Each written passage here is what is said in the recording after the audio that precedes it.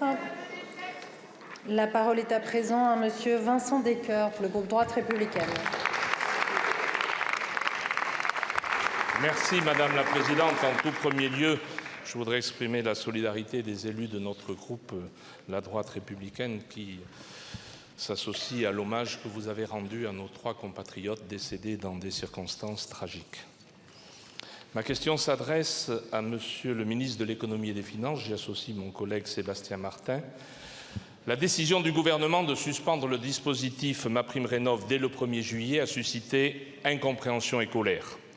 Incompréhension et colère de dizaines de milliers de nos concitoyens engagés dans des projets de rénovation de leur logement, mais aussi des PME et artisans du bâtiment, un secteur déjà en souffrance, des collectivités locales qui sont impliquées dans l'animation et de toute une filière dont l'activité va être une nouvelle fois impactée par l'instabilité des politiques publiques.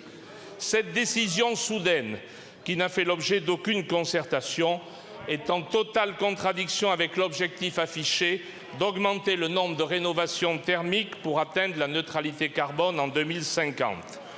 Dois-je vous rappeler que cet outil, qui est un des rares dispositifs incitatifs, souffre déjà de dysfonctionnements et est entaché par le débat récurrent et non sans fondement sur la fiabilité des DPE, et que de ce fait, le dispositif MaPrimeRénov' aurait certainement mérité une réflexion en profondeur et peut-être décentralisée pour éviter les fraudes, mais en aucun cas une suspension brutale et non concertée.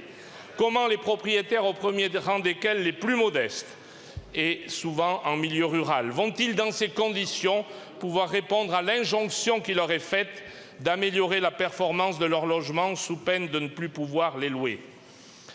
Monsieur le ministre, nous ne pouvons que souscrire à votre souci de lutter contre la fraude, mais il est important à cet instant que vous puissiez nous rassurer et surtout rassurer les porteurs de projets et les acteurs de la filière et nous confirmer que ce dispositif sera de nouveau fonctionnel et accessible dans les prochaines semaines.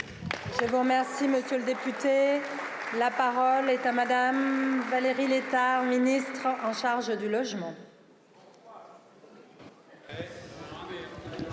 Merci Madame la Présidente.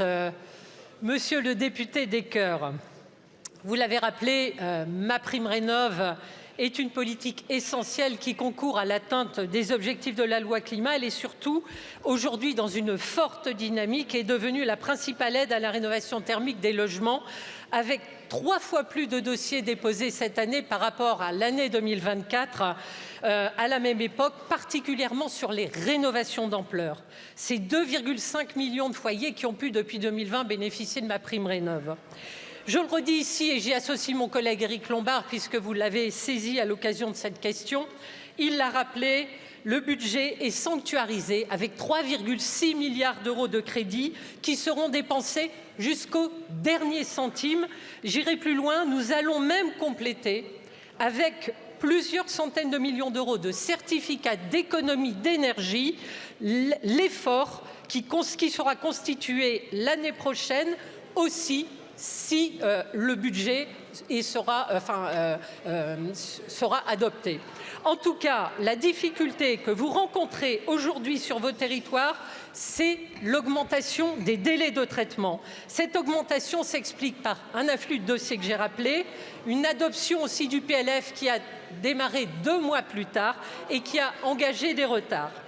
Ces délais de paiement sont aujourd'hui à peu près stables à hauteur de 40 jours en moyenne. Par contre, on a connu un allongement de délai de 70 à 100 jours. Et nous constatons aussi, comme vous le savez, sur l'accompagnement Rénov', sur les rénos d'ampleur, une augmentation et une identification de fraude qui, avec le concours de la proposition de loi portée par Thomas Cazenave, va être prise en compte dès le 1er juillet de cet été par un plan d'action que nous montons conjointement avec les services de Bercy. Plusieurs milliers de dossiers seront pris en compte dans ce... Merci Madame la Ministre.